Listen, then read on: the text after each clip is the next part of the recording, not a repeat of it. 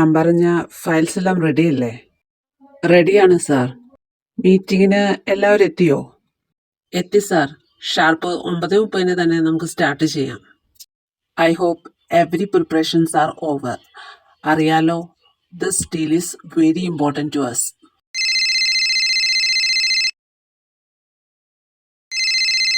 U go to meeting hall. I will be there in 10 minutes. Okay? Okay sir. പറ mummy, എന്താ വിളിച്ചേ? മോനെ, ഇന്ന് ചെറിയുടെ PTA മീറ്റിംഗ് അല്ലേ? നീ ടൈമിന് തന്നെ എത്തില്ലേ? 12 മണിക്ക് എന്നല്ല പറഞ്ഞത്. അതിനു മുൻപ് മീറ്റിംഗ് തീരും. ഞാൻ അപ്പോഴേക്ക് എത്തിക്കോളാം.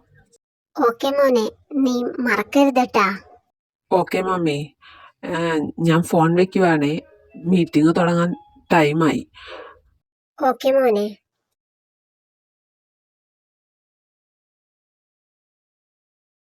ഡിയർ സ്റ്റുഡൻസ് ആൻഡ് പാരന്റ്സ്, ഈ തിരക്കിന്റെ ഇടയിലും ടൈം കണ്ടെത്തി ഈ PTA മീറ്റിംഗിൽ വരാൻ കാണിച്ചതിന് താങ്ക്സ്. മീറ്റിംഗ് ഉടനെ തന്നെ ആരംഭിക്കുന്നതാണ്. പേര് വിളിക്കുന്നതിനനുസരിച്ച് മുന്നോട്ട് കടന്നു വന്ന് പ്രിൻസിപ്പാളിനെയും ക്ലാസ് ടീച്ചറെയും കാണുക. ഒപ്പം കുട്ടിയുടെ പ്രോഗ്രസ് കാർഡ് സൈൻ ചെയ്യുക.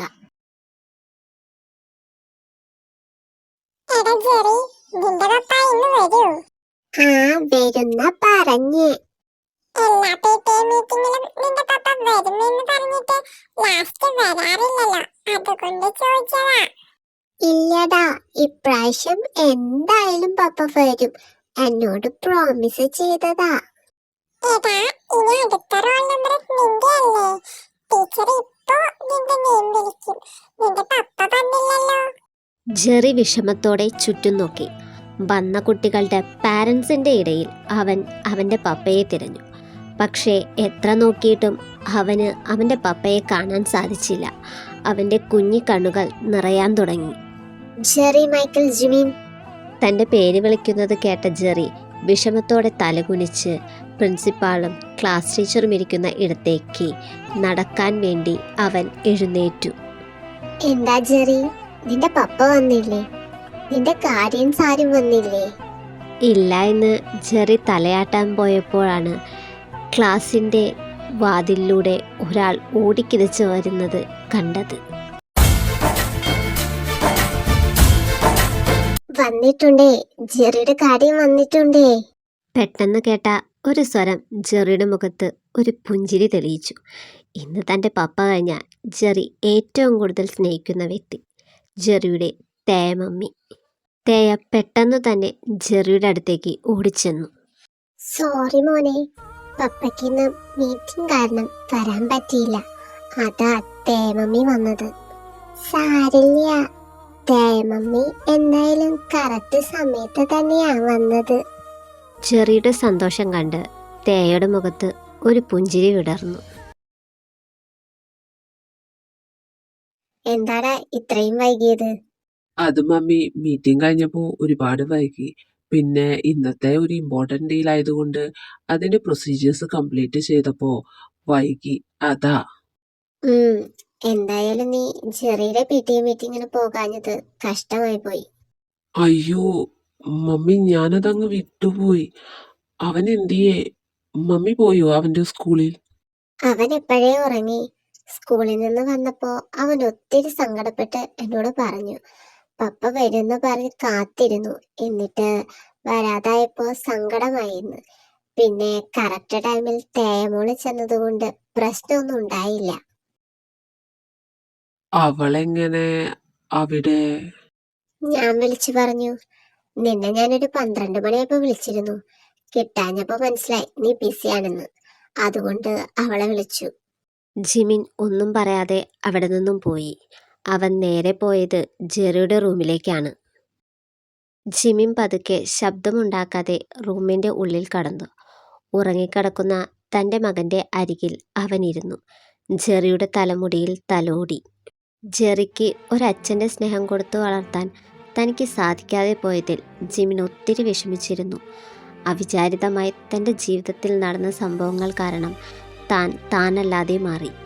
എന്നിരുന്നാലും ജെറിയോടുള്ള അവൻ്റെ സ്നേഹത്തിന് മാത്രം അവന് ഒരു കുറവും ഉണ്ടായിരുന്നില്ല.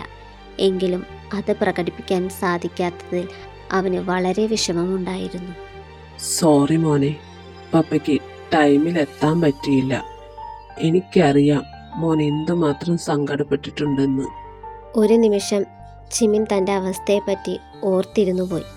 ഡാഡിക്ക് സുഖമില്ലാതായതിൻ്റെ ശേഷം കമ്പനിയുടെ മുഴുവൻ ചുമതല തനിക്കാണ്. അതുകൊണ്ട് ഒരു നിമിഷം പോലും വെറുതെ കളയാൻ സമയമില്ല. അതിൻ്റെ ഇടയിൽ ജെറിയോടൊപ്പം ടൈം സ്പെൻഡ് ചെയ്യാൻ ശ്രമിക്കാറുണ്ടെങ്കിലും പലപ്പോഴും അതിന് സാധിക്കാറില്ല. ജെറിക്ക് ഒരച്ഛൻ്റെ സ്നേഹം കൊടുക്കാൻ താനുണ്ടെങ്കിലും അത് പൂർണ്ണമാക്കാൻ തനിക്ക് സാധിക്കുന്നില്ല. എന്നാൽ ഒരു അമ്മയുടെ സ്നേഹം അത് കൊടുക്കാൻ ഇനി ഒരാൾക്കേ സാധിക്കൂ. തേയ. ജിമിൻ മമ്മി പറഞ്ഞ വാക്കുകൾ ഓർത്തു. തേയ ഒരിക്കൽ പോലും താൻ അവളെ നേരിട്ട് കണ്ടിട്ടില്ല. എങ്കിലും അവളെപ്പറ്റി ഒരുപാട് കേട്ടിട്ടുണ്ട്, ജെറിയിൽ നിന്നും മമ്മിയിൽ നിന്നും. ഇന്നൊരു പക്ഷേ ജെറിക്ക് ഏറ്റവും ഇഷ്ടം തന്നേക്കാൾ തേയോടായിരിക്കും. ജെറി ജനിച്ച സമയം മുതൽ തേയ അവൻ്റെ കൂടെ ഉണ്ടായിരുന്നു. ഒരു അമ്മയുടെ സ്നേഹം സ്വന്തം മകൻ അല്ലായിരുന്നിട്ട് കൂടി അവൾ അവന് നൽകി. പക്ഷേ അവൾ തൻ്റെ ജീവിതത്തിൽ കടന്നു വന്നാൽ ഒരുപക്ഷേ തനിക്ക് സംഭവിച്ചത് വീണ്ടും ആവർത്തിക്കുമോ എന്ന ഭയം ജിമിനിൽ ഉണ്ടായിരുന്നു. എന്നിരുന്നാലും ജെറിക്ക് വേണ്ടി തനിക്കത് ചെയ്തേ പറ്റൂ എന്ന് ജിമിൻ തീരുമാനിച്ചു. അതെ, തേയെ അവൻ സ്വീകരിക്കാൻ തീരുമാനിച്ചു. ജെറിയുടെ അമ്മയായി, ഈ വീടിൻ്റെ മരുമകളായി, തൻ്റെ ഭാര്യയായി. ഇരുൾമൂടിയ ജിമിൻ്റെ ജീവിതത്തിൽ പ്രത്യാശയുടെ കിരണമായി അവൾ വരികയാണ്. പ്രണയത്തിൻ്റെ ഇതളുകൾ അവൻ്റെ ഉള്ളിൽ വിടർത്തുവാൻ, മരവിച്ച അവൻ്റെ ഹൃദയത്തെ ചുടുപ്രേമത്തിൻ്റെ തലോടലുകളാൽ അലിയിപ്പിക്കുവാൻ, അവൻ്റെ സ്വന്തമാകാൻ.